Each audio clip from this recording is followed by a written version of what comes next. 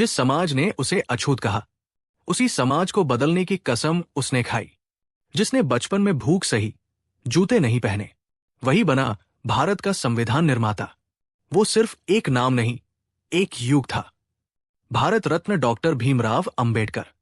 आप सुन रहे हैं मोटिवेज वर्ल्ड, जहां हर कहानी सिर्फ कहानी नहीं, एक प्रेरणा होती है। भीमराव अंबेडकर का जन्म 14 अप्रैल 1891 को मध्य प्रदेश के महू गांव में एक महार जाति के गरीब परिवार में हुआ। ये वो समय था जब जात पात और छुआछूत अपने चरम पर था। अंबेडकर बचपन से ही सामाजिक भेदभाव का शिकार हुए। स्कूल में उन्हें क्लास के बाहर बैठाया जाता, पानी पीने का अधिकार तक नहीं था। लेकिन बालक भीमराव के मन में कुछ बड़ा करने की आग थी। उन्होंने अपने हालात को अपनी कमजोरी नहीं, ताकत बनाया। भीमराव पढ़ाई में बेहद होशियार थे। उनकी प्रतिभा को पहचानकर बड़ौदा के महाराजा सयाजीराव गायकवाड़ ने उन्हें स्कॉलरशिप दी। वो पहले दलित छात्र बने जिन्होंने अमेरिका की कोलंबिया यूनिवर्सिटी से पढ़ाई की। इसके बाद वो लंदन स्कूल ऑफ इकोनॉमिक्स गए और वहां से डॉक्टरेट हासिल की। उन्होंने न केवल दुनिया के बेहतरीन संस्थानों में शिक्षा प्राप्त की, बल्कि ये साबित कर दिया कि शिक्षा ही सबसे बड़ा हथियार है। भारत लौटने के बाद उन्होंने देखा कि समाज में अछूतों की स्थिति अब भी वही है। अब वे सिर्फ विद्वान नहीं, एक योद्धा बन चुके थे समाज सुधार के लिए।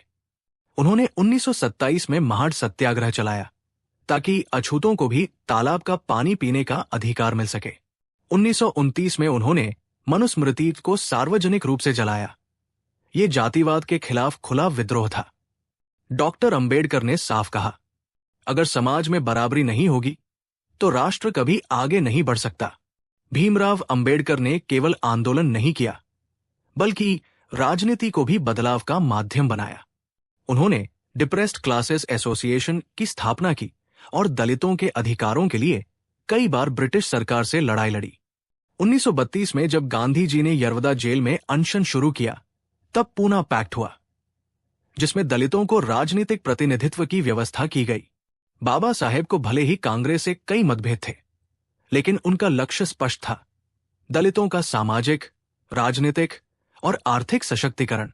1947 में जब भारत आजाद हुआ तो संविधान सभा बनी। पंडित नेहरू में जब भारत आजाद हुआ तो संविधान सभा बनी। पंडित नेहरू ने डॉक्टर अंबेडकर को संविधान मसौदा समिति का अध्यक्ष नियुक्त किया। उन्होंने दिन रात मेहनत करके ऐसा संविधान लिखा जिसमें हर नागरिक को समानता का अधिकार, धार्मिक स्वतंत्रता, अभिव्यक्ति की आजादी, शिक्षा और रोजगार का अधिकार दिया गया। उन्होंने दलितों और पिछड़ों के लिए आरक्षण की नींव रखी ताकि सदियों से वंचित लोगों को अवसर मिल सके। उनका कहना था, संविधान केवल किताब नहीं, समाज का आईना होना चाहिए। डॉक्टर अंबेडकर को एहसास हुआ कि केवल कानून से बदलाव संभव नहीं है जब तक धर्म के नाम पर भेदभाव किया जाता रहेगा। 14 अक्टूबर 1956 को उन्होंने लाखों अनुयायियों के साथ बौद्ध धर्म स्वीकार किया। उनका ये कदम ऐतिहासिक था। ये सामाजिक बराबरी की दिशा में एक क्रांतिकारी कदम था। उन्होंने कहा, मैं हिंदू धर्म में पैदा हुआ हूं, ये मेरे हाथ में नहीं था, लेकिन मैं हिंदू रहकर नहीं मरूंगा, ये मेरे हाथ में है। डॉक्टर अंबेडकर सिर्फ नेता नहीं, एक विचारक भी थे। उन्होंने अनेक किताबें लिखी, जैसे annihilation of caste, the problem of the rupee, who are the Shudras, Buddha and his dhamma. उनकी लेखनी समाज को जागरूक करती है, झकझोरती है और दिशा देती है। 6 दिसंबर 1956 को डॉक्टर अंबेडकर का निधन हो गया। उनका अंतिम संस्कार बौद्ध रीति से किया गया, लेकिन उनके विचार आज भी जीवित हैं। उनके नाम पर विश्वविद्यालय, संस्थान, स्मारक और आंदोलन चल रहे हैं। उन्होंने भारत को वो आंखें दी जिससे ये समाज खुद को देख सके। डॉक्टर अंबेडकर की कहानी हमें क्या सिखाती है? शिक्षा सबसे बड़ी ताकत है। संघर्ष के बिना बदलाव नहीं आता। अगर कोई रास्ता नहीं है तो रास्ता बनाओ। उनकी 3 बातों को हर युवा को याद रखना चाहिए। शिक्षित बनो, संगठित रहो, संघर्ष करो। डॉक्टर भीमराव अंबेडकर का जीवन सिर्फ एक संघर्ष नहीं था, वो एक मिशन था न्याय, समानता और अधिकारों के लिए।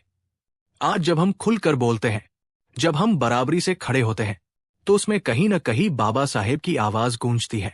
उनकी सोच आज भी जिंदा है, हर उस इंसान में जो बदलाव लाना चाहता है। अगर ये कहानी आपको प्रेरित करे तो वीडियो को लाइक करें, शेयर करें और हमारे चैनल मोटिवेज वर्ल्ड को सब्सक्राइब करना न भूलें, जहां हर कहानी बनती है आपकी सोच की ताकत। फिर मिलेंगे एक नई प्रेरणा के साथ। जय भीम, नमस्कार।